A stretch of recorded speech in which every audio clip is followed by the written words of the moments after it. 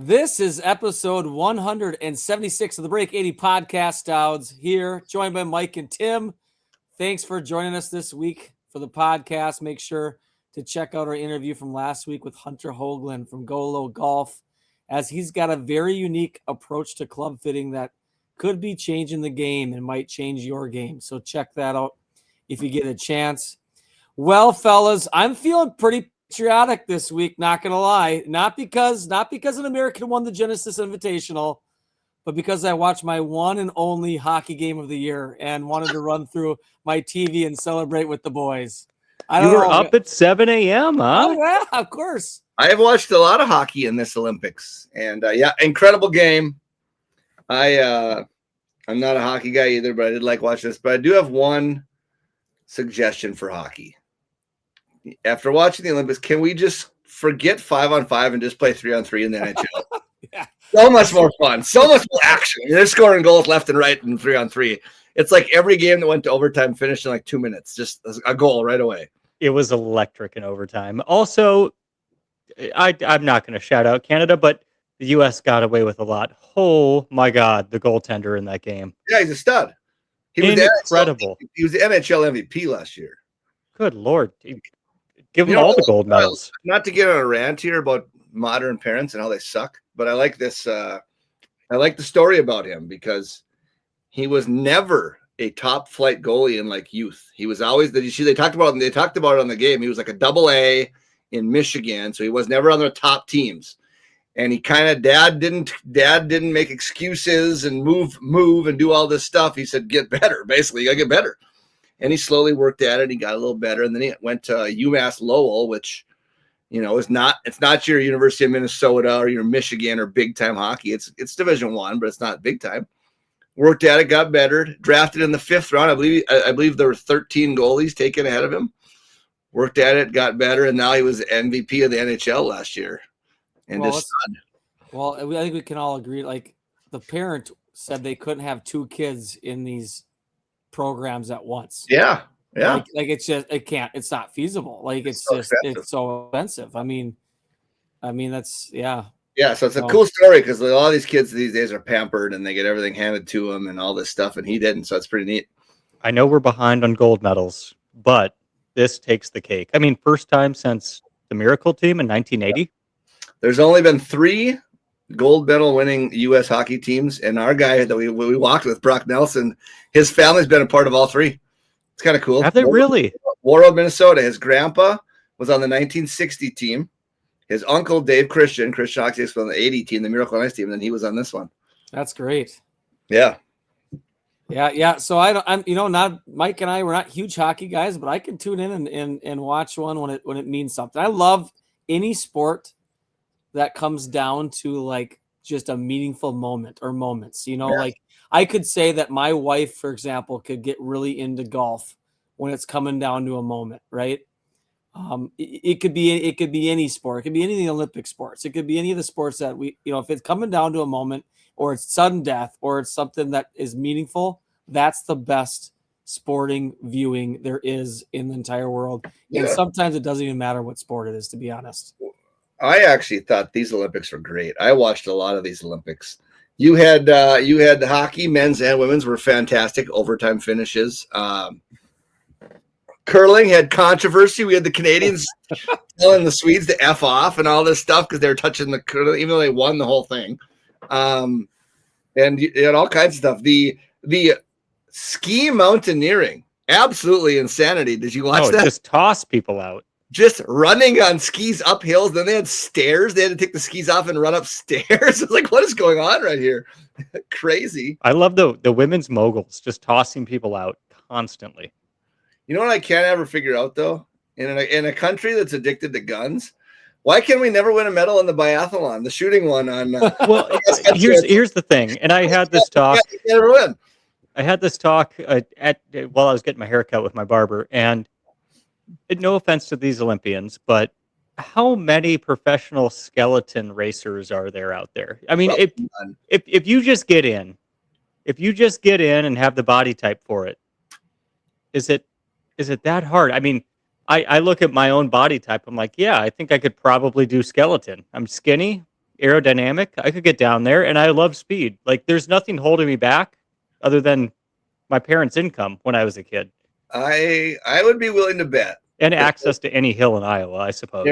There is a 50-50 chance you piss your pants going 75 miles an hour face first down that icy water slide ramp. Basically. It's only going to make it tougher for the guy behind me. Especially you're going down a water slide that's frozen you're sledding on a water slide. 75 miles an hour. 1, Mike, 75 is nothing. 2, water slides, don't get me started. Love them. You have me hooked already.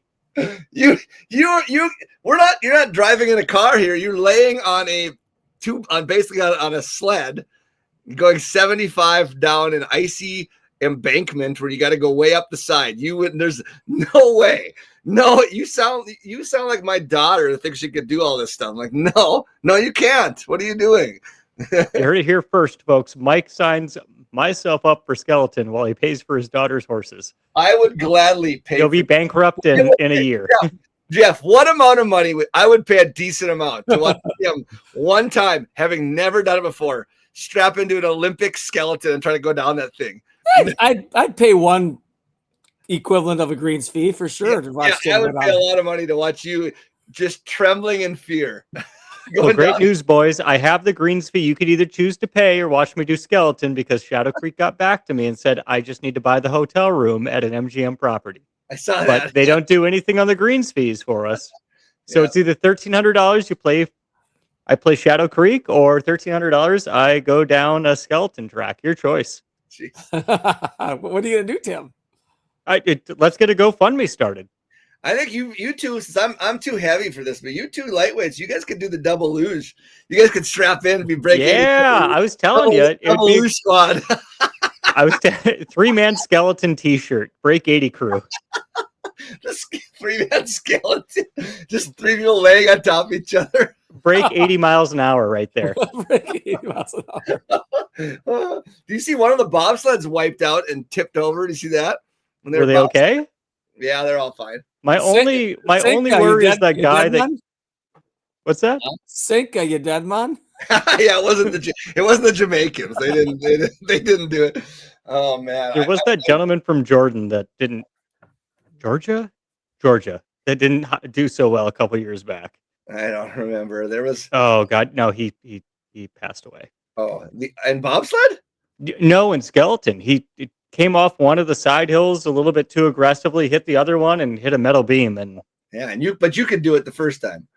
Okay. Well, the other one that's insane to me, and I like skiing. I like downhill skiing in the mountains. I think it's really fun. But watching these men and women do the alpine skiing, where they're clocked at 90 miles an hour going down on corners and stuff, insanity, just flying down that mountain, absolutely nuts. You got to be a little bit crazy to do some of these events. Like, you have a screw loose a little bit. Yeah, I saw a video clip of, was it Bodie Miller or something? Lost one ski and literally went down the rest of the mountain on one ski. Just, it made it look super easy. Yeah. I'm like, what? It's insane. Like, you watch these guys, they'll on that alpine one, they get in the air, they get airborne, and then they go right around a corner and they kind of lose it, and they balance themselves somehow going like 80 miles an hour, and they stay upright. I don't get it. It's crazy. Yeah. Well, it was entertaining to say the least. The Olympics usually produces as much as some of the golf tournaments we've watched this year, and the one that we would like to talk about a lot this evening is the Genesis Invitational, one of the best golf course venues that's out there. I will say that speaking of the golf course, boy, did it play soft. I know there was rain. I mean, there was approach shots that literally sat in their divot mark. I mean, the course the one thing I'll say, it does not yield a ton of doubles or worse. It's just, it can get you for some bogeys. So we didn't see a lot of blow ups, or we didn't see a lot, it doesn't have any water. It doesn't, it's got some tough up and downs at times, and the greens are pretty tricky. I mean, it's hard to chip them close. Like we saw a couple of, Scottie, for example, will get to. He had a couple chips that look easy, but sometimes it catches your club. I saw a lot of people not get up and down on hole 1, which is pretty much a glorified par 4. Yeah, it's a par 4. A par 4, and so it makes a short game fun. But yeah, there's not a lot of blow up holes. It's pretty much the courses in front of you. All the guys talk about it's just a very clean architecturally, golf course where you don't get tricked. You just know exactly what you got to do to execute. And we got that this week. And I think we should start with the guy that won it. I mean, I think he's played well 2 weeks in a row, Mr. Bridgman. I don't know what your take on him is. I would, I think he's been watching the last couple of weeks, but he definitely is not a guy that I'm just can't wait to get contention again. I don't think he brings a lot of juice for me, but I'm happy for him.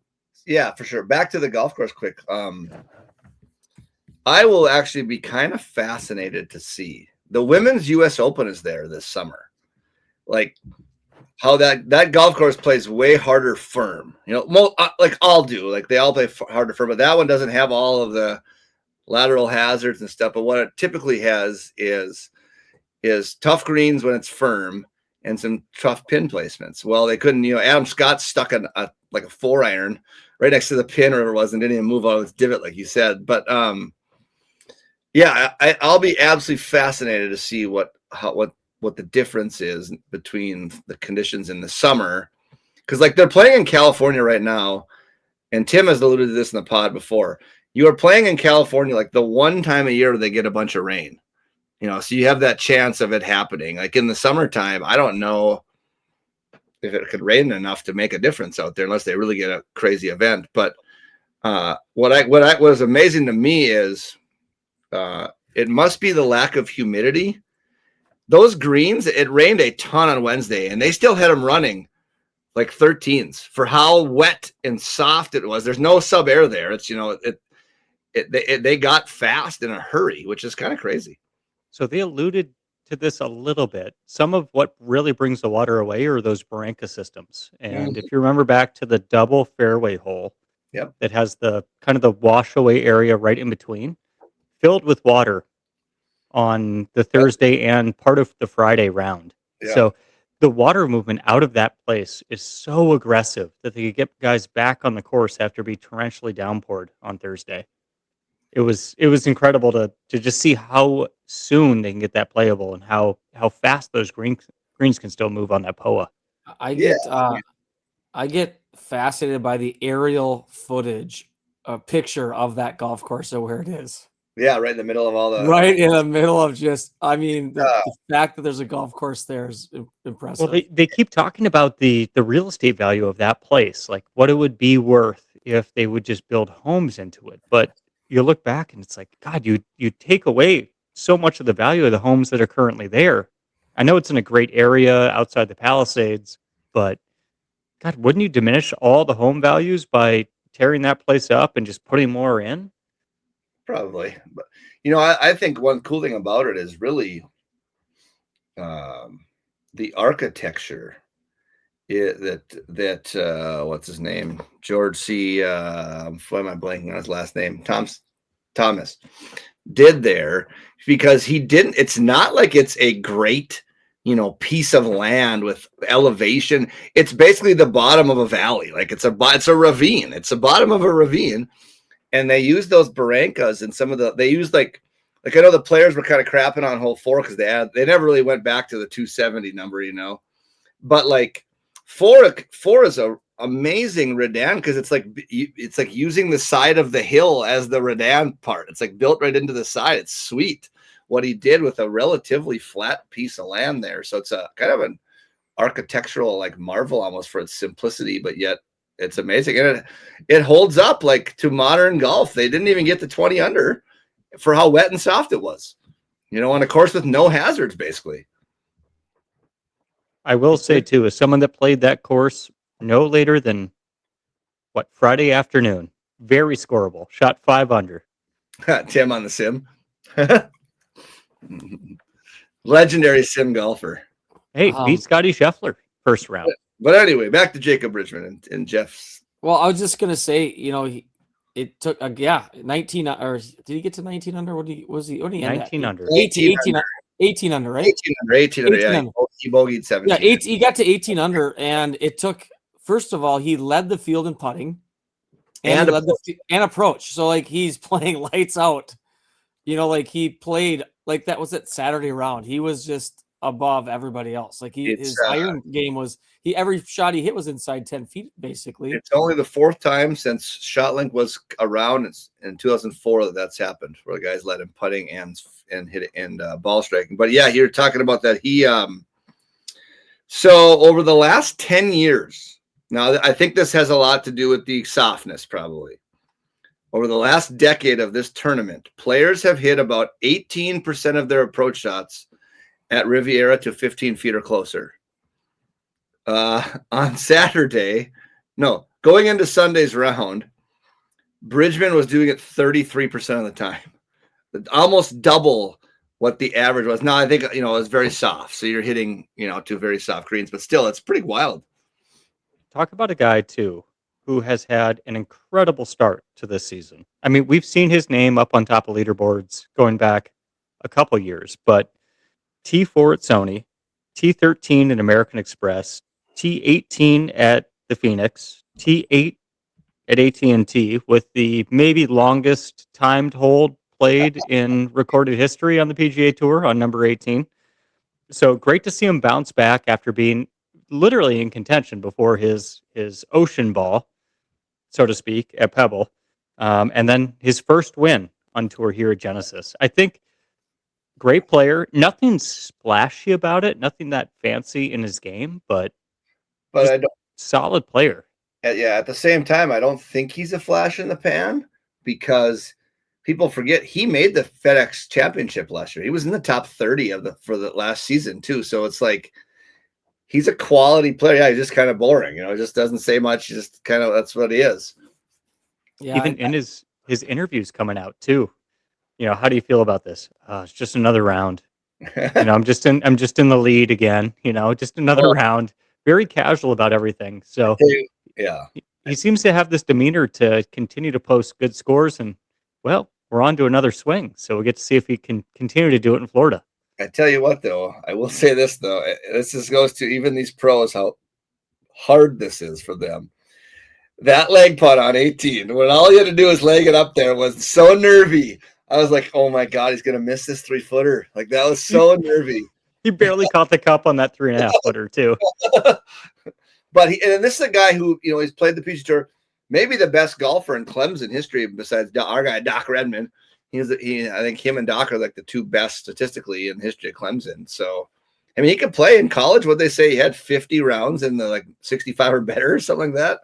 I mean, he can play. Yeah, he can get his ball in the hole. I guess one thing I noticed is I kind of like his walk. He's kind of got a Rory bounce. I don't know if you guys noticed that when he walks down the fairway. He kind of short stride bounces a little bit. So he's got a little bit of a cocky walk, which I like.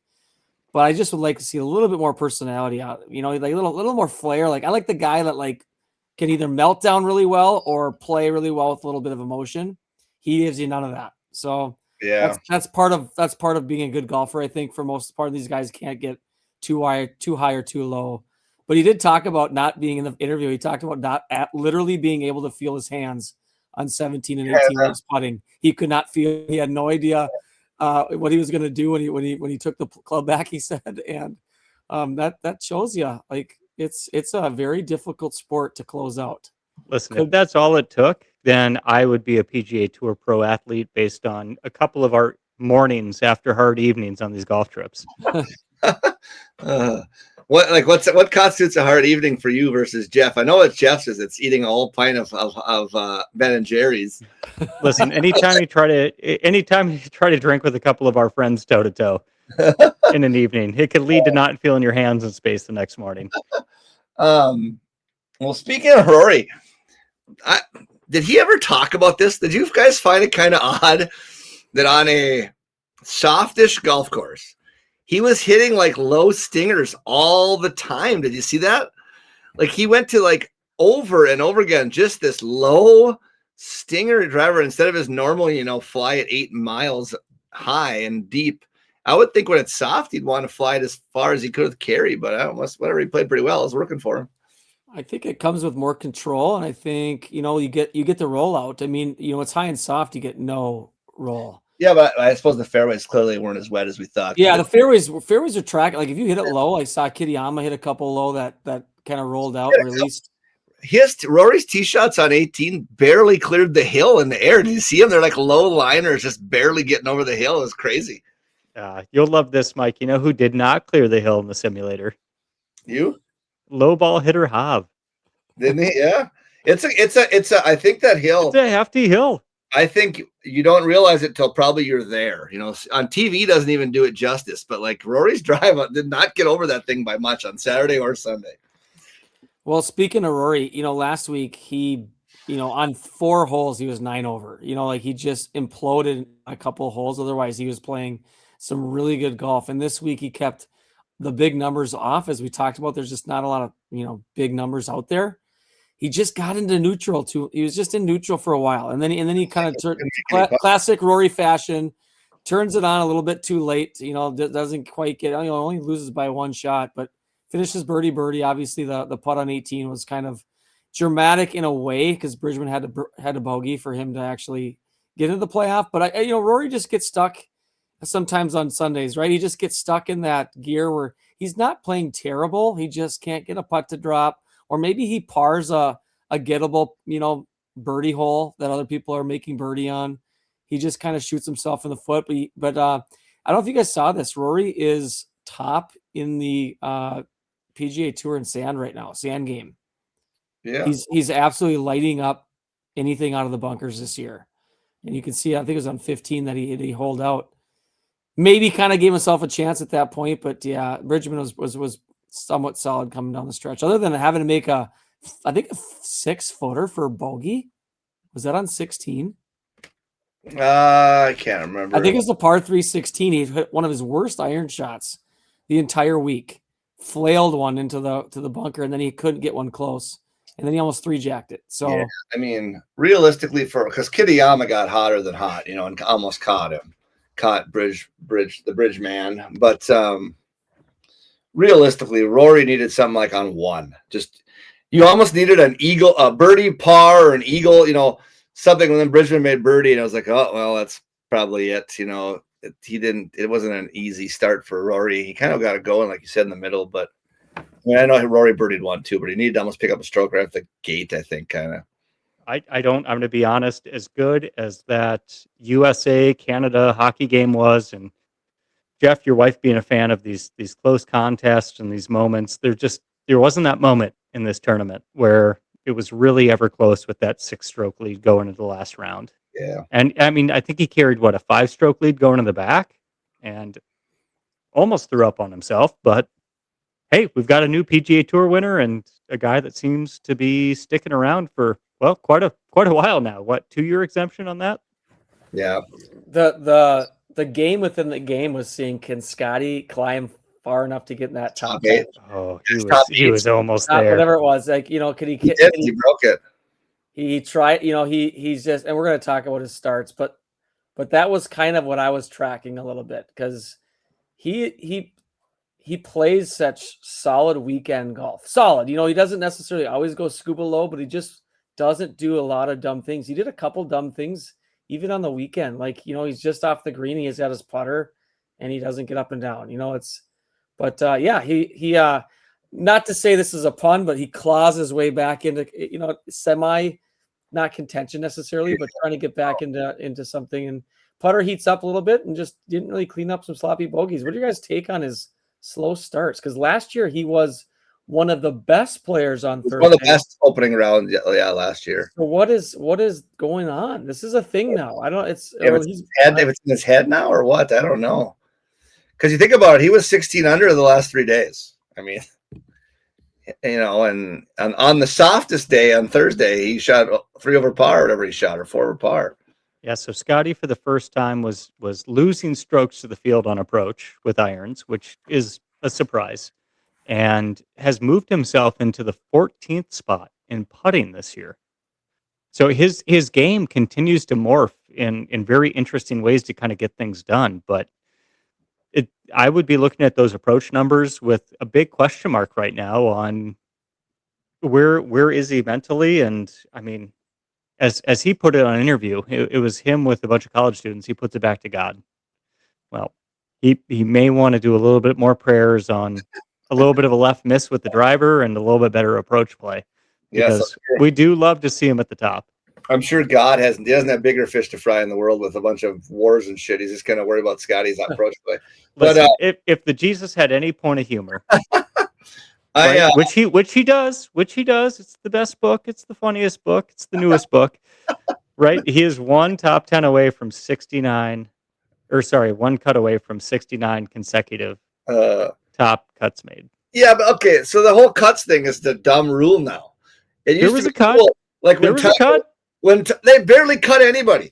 When Tiger was doing his big streak, there was actually legit cuts to every event. Now it's like no cut events, or they cut like 11 guys out of this field only. You know, it's just the whole cut streak to me is done. He was dead last for a minute on Thursday, though. He was dead last. Yeah, but they only cut a couple guys. It's like you only had to pass a few people in the back nine. But how about this one? This is kind of on the same vein. Riviera, one of the undoubted, unquestioned great courses in the world. They've been playing the tournament there between the Genesis, the LA Open, and it's been some other places too. Tiger never won there. Scottie hasn't won there yet. Rory hasn't won there. Jack never won there. All of the greats who played there over and over and over again never won at Riviera. So I wonder why. Why is that? To me, it's just that there's not trouble, like you said, Jeff. There's not as much trouble, for big numbers and things like that. It's like the stuff that Scottie typically excels at is being smart and getting into spots and not making mistakes. That kind of goes away a little bit at Riviera because there's bogeys, but there's no big disaster. I don't feel like. But none of those guys have ever won there, and they've all played there a ton. I mean, Lloyd Mangrum, 4 wins. Maybe these guys need a little bit more grit. 2-time war vet. 2-time meaning he got shot and went back out, and more bad stuff happened to the man. But you just need a certain grit, it feels like, to win at Riv. Lloyd Mangrum was at D-Day. He was at D-Day and Battle of the Bulge. Yeah, he saw the worst of the worst in World War II and still survived to tell the tale. Yep. Died of a heart attack at 54. Didn't talk to press. All that war fighting just to die of a heart attack before you even get to 60. That sucks. Something about that grit got him through the Los Angeles Open all those years. Speaking of old guys, the resurgence of the 45-year-olds. I was going to bring up Adam Scott. Adam Scott. I mean, we have Justin Rose winning. Adam Scott showing some great form. Is this the year of the 45-year-old? I mean, I'm not quite there, but maybe it's my year too. Adam Scott. Now, granted, he always plays well at Riviera. He's won there before. It suits his game. But he's also, besides playing well, he's kind of pumping it off the tee. See how far he's hitting it? He's gained some of the fastest club head speed. Yeah, from last year to this year. So they track that. So they track who's lost the most club head speed and who's gained. He is up there with gaining, and so is Justin Rose. I mean, so they are obviously really doing a good job of taking care of their bodies. I don't know what they're doing. I know. Well, Rose he travels with some bed that he gets in that recovers his body, and I don't know what he does, but yeah, clearly they're taking driving distance seriously. I just want to point out how tough a life. You don't talk about grit. How tough a life Adam Scott must have. I mean, major winner, won a bunch, still good at 45. He's been voted, world's sexiest golfer 1 billion times by the ladies. And just a tough run of life for Adam Scott. Have you seen Justin Rose's pre and post game routine? He does kinds of crazy stuff. Oh my God, the amount of massages in that man's schedule is so high. I cannot believe that he's still swinging a golf club, because you and I both had massages and tried to play golf, and we felt like we were Gumby or one of those blow up things outside of a car dealership in the wind. Yeah, I mean, people, we're going to tell you right now, Jeff. I don't know if did you get when we were in Scottsdale? No, I was supposed to get one. Yeah. You were supposed to get that one, but we opted to go play again, so you didn't get that one. Tim and I had an hour and a half massage where they beat the hell out of us, cupping all the hot rocks. And then we tried to golf afterwards. Almost impossible. It is like you are like a noodle. You just feel like a spaghetti noodle out there. It's crazy. Did you give him the extra 20 for the happy ending? No, I'm not happy in Scottsdale. I did not. You must have. Oh man, yeah. So I don't know. The old guys are balling out. Yeah, and Rose has quite the pre and post game to follow. I think it's going to change my prerogative on our golf trips at what I need moving forward as Mr. Amenities. There we go. He's going to be up 2 hours early doing stretching with bands and crap. The next topic I do have to bring up for this golf tournament is, boys, is this going to be the year of the PXG? The year of the PXG. We have the guy, the Jake Knapp playing very well. Yeah. Pot-Geter. Skinny Pot-Geter. Holy crap. Gobi Pot-Geter. Manjaro Pot-Geter. And it was first time seeing Mr. Marco Penge on there. So like maybe this is the PXG makes a little run this year.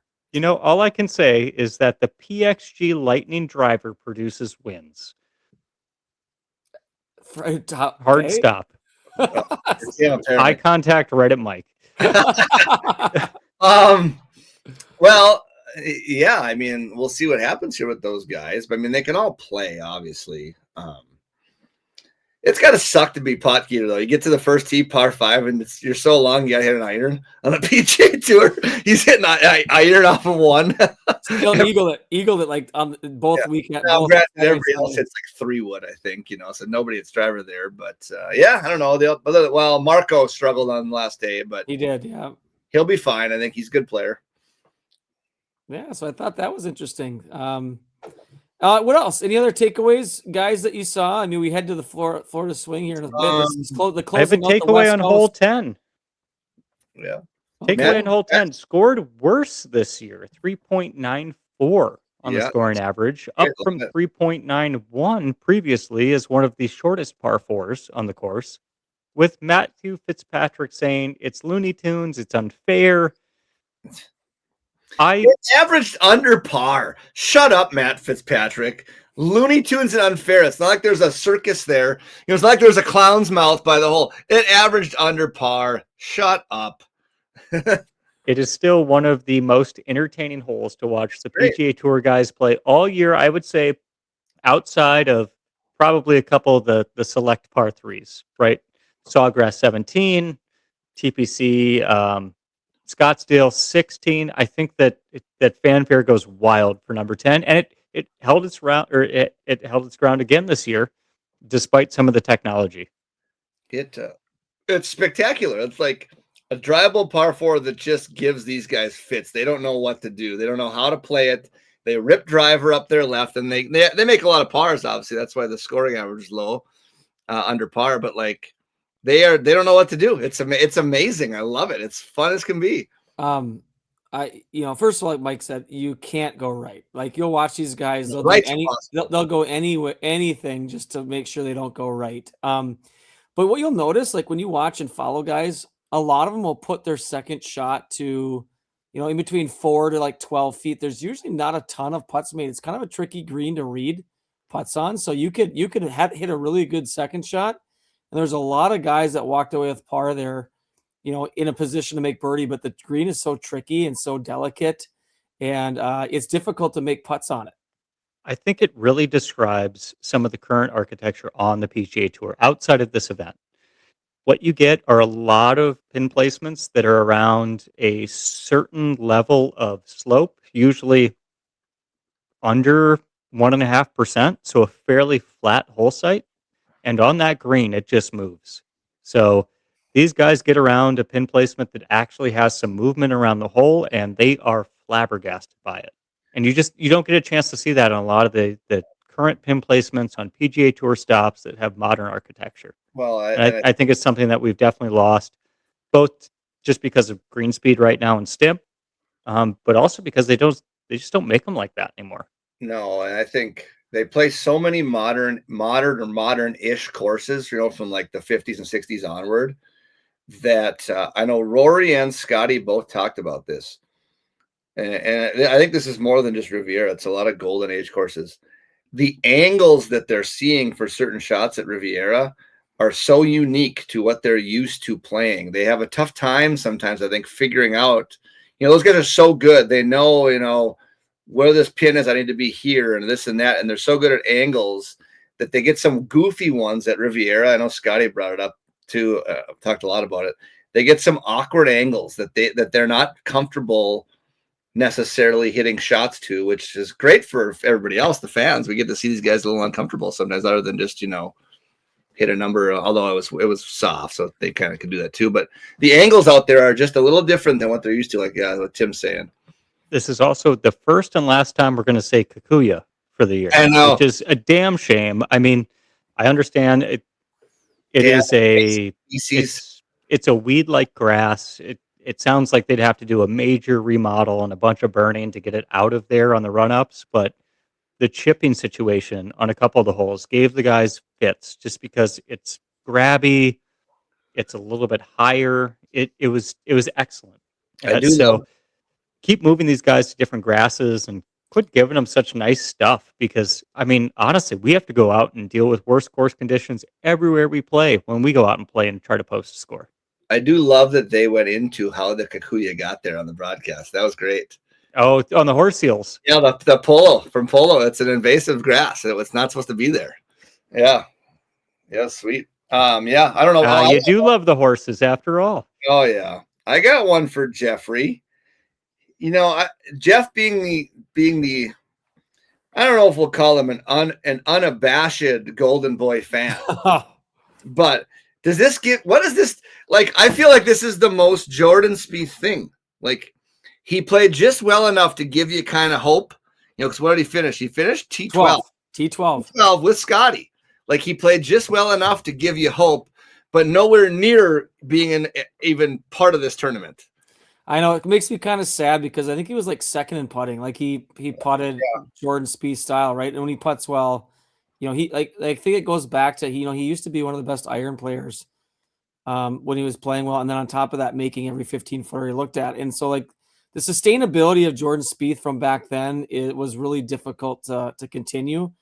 I think there's still a player in there somewhere. He's still a fun follow. It's just, he doesn't get himself in contention much. And like we talked about, Mike, you can't make a lot of big numbers. Like Spieth tends to make some dumb decisions, dumb big numbers at times. So that's maybe another reason why he found himself somewhat in contention. I don't know. Like he played well, but again, like you said, he wasn't really ever scaring anybody. He was just kind of there. But maybe he finds something on the Florida side. I think we're kind of past seeing him, not to say dominate, but like just winning a bunch of tournaments. I think he can sprinkle himself into winning one here and there, possibly. He'd have to have a lot of things go right because he doesn't have the consistency of the Tommy Fleetwoods, Scottie Schefflers, even Rory. Man, if Rory's going to play, as consistent as he can, like he's going to have a hard time beating these guys. You might have to, have to take it to a tournament that's not a what do they call those? I'm drawing a blank here on what the actual the opposite field event. Yeah, he's not an opposite field event, but just one like even that's not a. Yeah. A lot of the other guys don't go to, so he's one of the big dogs. Yeah. So let's something like that, signature events or whatever. So yeah, I will say this though. What I was encouraged by is going into the Florida swing, which a couple of tournaments nobody really cares about. But you got Bay Hill, you got the Players. Whoa! Former Honda. The Cognizant, which is actually the Cognizant does usually. We'll talk about that in a second. Give a good ending usually, but some of the big dogs are starting to trend a little bit here. You look at some of these guys. Fleetwood played well again. Cameron Young played well, top 10. Xander Schauffele played well, top 10. Minwoo has played really well the last few weeks. He also was up there with Scheffler and those guys. So some of the guys, that you want to see out there competing and playing well are starting to play. Rory obviously, and some are starting to play pretty well. Are you going to skip over Morikawa because you hate him? No, he's playing well. He's playing well. I mean, he's on our top 10. Hate's a strong word, Jeff. I don't hate anybody. Okay. I just don't want him on the Ryder Cup team, to be honest. I care less what happens to him the rest of the time. But here's a guy that I am so enamored with watching, and we've talked about on the pod how funny he is around. Victor Hovland did not play well. I mean, he made the cut, but like I read some things somewhere. I can't remember where I read it. All these guys are getting faster. He's losing speed. Like compared to they were comparing it to the year we went to Chicago and he was just kicking everyone's ass and winning at the BMW. He was so much faster a couple of years ago, they said, than what he is now. And I don't know. I can't remember where this was, and I don't even know if they actually checked the numbers or whatever. But like it's just weird. What's going on? He's tweaking something again with his driver. He's trying this and that. I don't get it. Well, I'll tell you what's going on, Mike. He has nothing to live for anymore, right? It came out earlier this week that aliens are real. It's in essence just it's verified everything he's thought. The top is blown off, and he's just waiting for him to come down and beam him up. I don't know. And this won the most medals in the Olympics. I don't have the actual answer, but one thing I could speculate potentially is, he was having a hard time getting his driver in play, so maybe he's tried to tone it down a bit and get it more in play. That'd be the only thing I could think of, because he's talked about like having no clue where his ball's going on his swings. So I that might be he could maybe potentially get that swing speed back up if he wanted to. He might be trying to tame her down a little bit so he can actually play golf and not have to, hit out of the rough every single time. It's just something's just not in sync. He's very similar to like guy Wyndham Clark, right? Like it's just these guys have an ability to be a top 5 player in the world, but they just can't find the consistent 4 rounds. Victor's very much like that. Wyndham's very much like that. Spieth is very much like that. They can't put 4 rounds together. And Scottie can't either, but he's so good on the other 3 rounds. Yeah. He finds a way to get up there still. People forget 2.5 this tournament. People forget Victor won last year. He won an event last year. A random win. Like, let's be honest. Like out of nowhere, playing bad, then out of nowhere he wins. That was at the Valspar, right? Like that's a tough golf course too. Yeah. That's coming up. So I it was fun. I like the West Coast. I think it gets me ready for golf. Florida kind of reminds me of spring break. It kind of reminds me of getting out to that space and the time of year. I think it's kind of fun when it turns to Florida, not because necessarily the kind of golf, but it just gets my mind knowing that, spring is here, golf season's underway. That's kind of the sign for me, at least. Straight to the puka shells. Yeah, 100%. I'll tell you what, Tim, you throw a puka shell on and you play a couple songs on the guitar, you just have to look. You got to be a 4 out of 10 and you have a chance. Well, here's Wonderwall for the folks at home. Exactly. I hope they're ready. So, anything else? I mean, we had to Florida, the Cognizant. Tim mentioned it's formerly the Honda. Very tough golf course. Mike said it's the Bear Trap. So entertaining. Lots of water. We go from no really true water hazards to a lot. So you gotta get was the Bear Trap a bear trap last year? I mean, I think it depends on the wind. I think if it's windy, it's kind of hard to figure out what club to hit. I have the weather up here for you. You do. And look at you, Thursday, some gusts up to low 20s, mostly in the afternoon. Gusts up to low 20s again in the mid-afternoon for Friday, and then it really dies with the possibility of 1.5 inches of rain coming Saturday. There we go. I was going to say the Bear Trap is going to get neutered. Yeah, but I was going to say, has Shane Lowry has yet to recover from the last time it rained there, and he threw a fit that he had to play in the rain. The Irishman throwing a fit while playing in the rain, which is hilarious because it should have given him an advantage. And he's a mudder too. Like that's the guy. Yeah. He can play in bad weather. I mean, he's known to mud a little bit. I don't see the trap being a trap this year again because of that 1.5 inches of rain that's going to come Saturday. It's going to be soft out there for the final round, and I don't think that them coming down that final 3 stretch of holes is going to be do or die as much this year as it has in the past. Yeah, I mean, it's hard to say it. Go ahead, Jeff. I have not played PGA National. I've never been on. I believe that's more is that east side of Florida? Never been there. Yeah, east side. Okay. The one thing the golf course does do typically is it brings a lot more players into play because you find a variety of people winning here. You got short ball hitters, you got longer ball hitters. Sometimes it's just kind of all over the place. I mean, what Chris Kirk win last yeyear? Was it last year? Yeah, he plays well. The one year, VJ Singh was in contention the one year. Yeah, Eric Cole was in contention the one. So it's like certain courses seem to like eliminate part of the players. This one, because of all the hazards and just keeping it in play matters. It seems like it brings in a lot of guys that aren't necessarily bombers and all that stuff. Like, when you see Bay Hill and you see some of these other ones, it's going to eliminate some of these guys. But Well, let's talk about some of those guys. I've got the power ranking up from Golf Digest of this Cognizant. Number 1 on the list. Brooks Koepka. No. So close. Ryan Gerard. Yeah, I mean, he's played Ryan well. Gerard, number 1. That might say something about the strength. Yeah, it's not a very strong field. No, it's not. This is the weakest field. This is weaker than Sony. Well, the Players is next week, right? So we got number 2 at Shane Lowry. We got number 3, Daniel Berger. 4, Michael Thorbjornsen.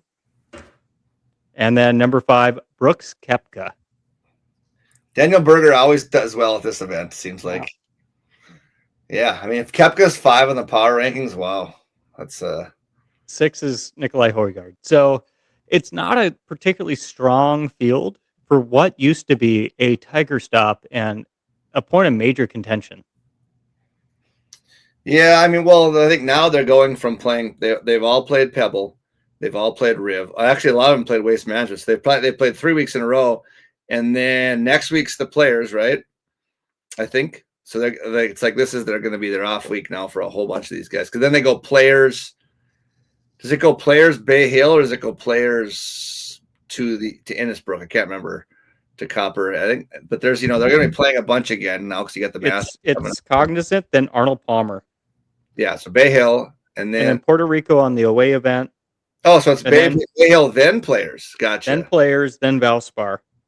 So Bay Hill, so they're gonna, so they're taking this week off, so they're gonna all play Bay Hill and the Players back-to-back weeks. Yeah. So big rest day for the top players in the world. But hey, Ryan Gerard, still a hell of a player. Yeah, he is good. I mean, this is a big, I'm sure guys like him, and some of these guys who really, it's a great event for them. They get a chance to win an event because all these other guys aren't playing. You guys know who you should have high on your picks to win this week is the last 2 years, the guy with the bucket hat has won it. So I know you're not going to Peter Malnati. Get your Joel Damon picks in, boys. Get your Joel Damons. Did Kirk wear a bucket hat last year? No, it was Joe Highsmith won it. Yeah, Highsmith. The year before was Kirk, though, wasn't it? I've heard it was back-to-back bucket hat guy. So I have to look up who it was. I read it somewhere today that you find your bucket hat, boys, because back-to-back. Malnati won at Innisbrook like 2 years ago. So let me look it up. How many bucket hat guys can there possibly be? Joe Highsmith, Malnati, Joel Damon. Who else wears a bucket hat? Me on occasion. Let's figure it out. Who won the year before for sure? God's sakes, I'm looking this up. That's just I read it somewhere that it's bucket hats week. Like get your Joel Damon picks in. For the listeners that are curious, as Mike looks things up, we are on 2 back-to-back courses that you can play. I know Riv is supposed to be private, but rumor is contact the pro. You have to pay for his time to go out.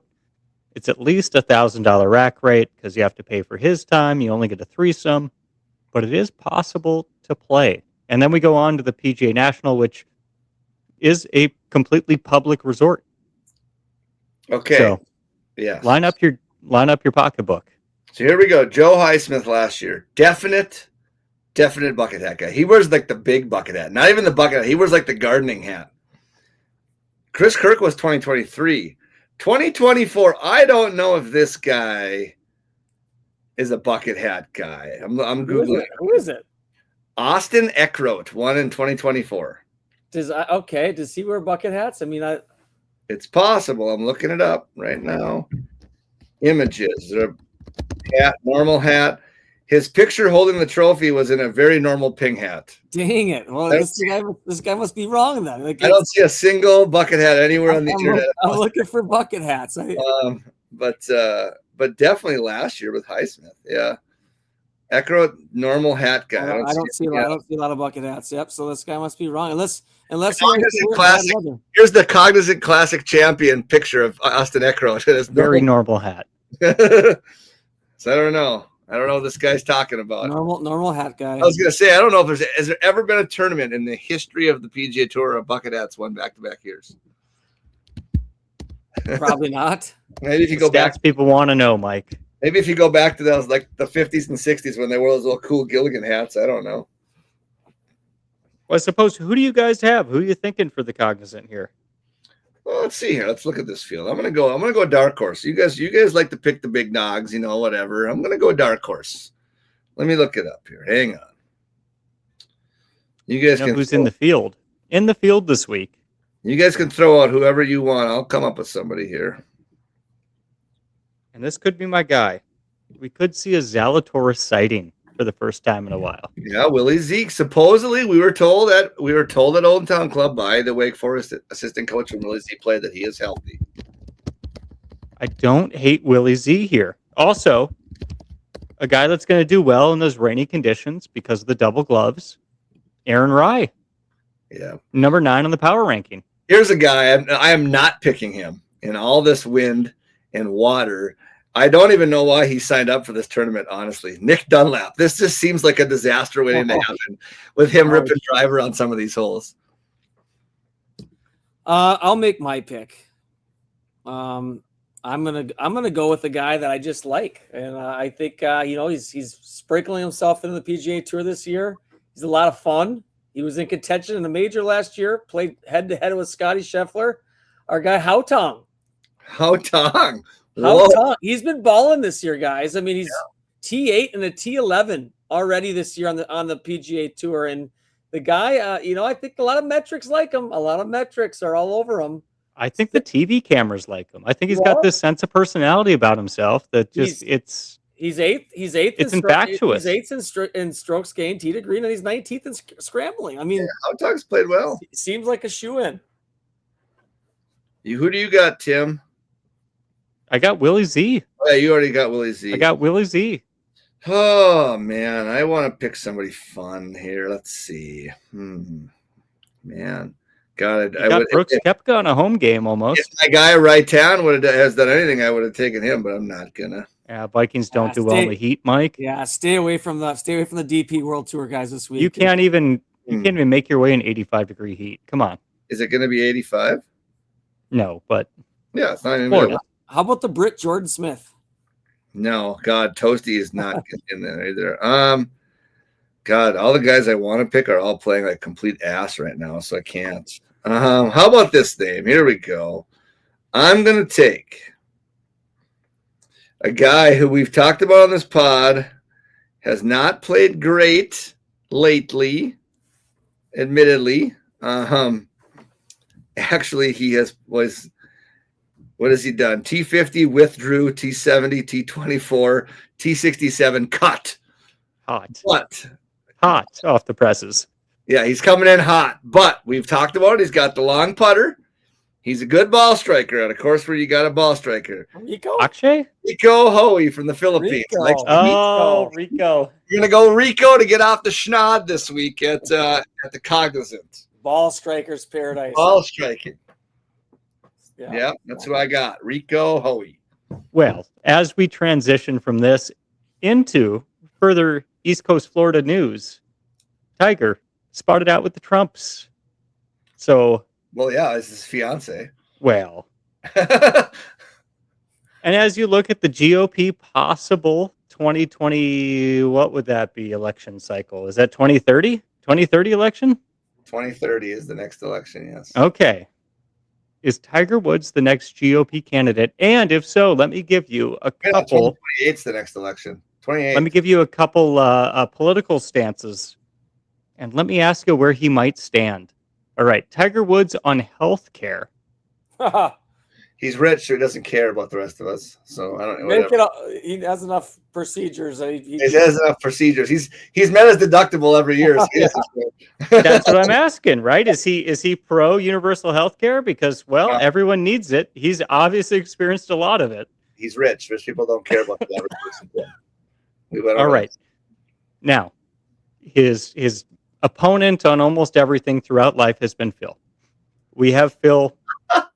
Very pro oil. If no listeners have ever jumped on X/Twitter, you will find Phil wild in the remarks about his Sable offshore oil dealings. Possibly getting himself into trouble. Did you see that? That Sable company's got a bunch of insider trading and stuff going on. The man loves to gamble. Wouldn't surprise me a bit. Is Tiger following in Phil's footsteps? Does Tiger eliminate the EPA?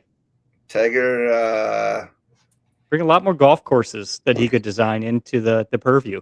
No, I think Tiger keeps the EPA because you got to keep those waterways of Jupiter clean for the yacht. You got to have the waterways been to Jupiter. It's nothing but like canals and waterways. You got to keep those nice and clean for the rich folks in the yacht. All right, the next one could have solved a lot of problems in the caddy with this. Disarmament. Second Amendment. Is Tiger Woods pro or against Second Amendment for the people? Yeah, he likes golf clubs rather than guns. Yeah, I mean, I don't know if he's a gun guy, but he did train with the Marines, so he's probably shot a few assault rifles, more than likely. I don't know. I have no comment on that one, I guess. I don't know. And then a final question, wealth inequality. I mean, the man is down on hard times, hasn't played golf in a while. Down on hard times. Right. Well, is he pro a higher tax bracket to help square up wealth inequality? No, none of these rich people care about anybody but themselves. So no. You buy one bit of Sunday Red and he's back. He's hawking polos that are like $200. I don't think he's worried about wealth inequality. Well, you've answered up for me, boys. He sounds like my kind of candidate. So one that doesn't care about 99% of the population. Got it. But anyway, do you see Fleetwood was rocking the Sunday Red with the rib stuff this week?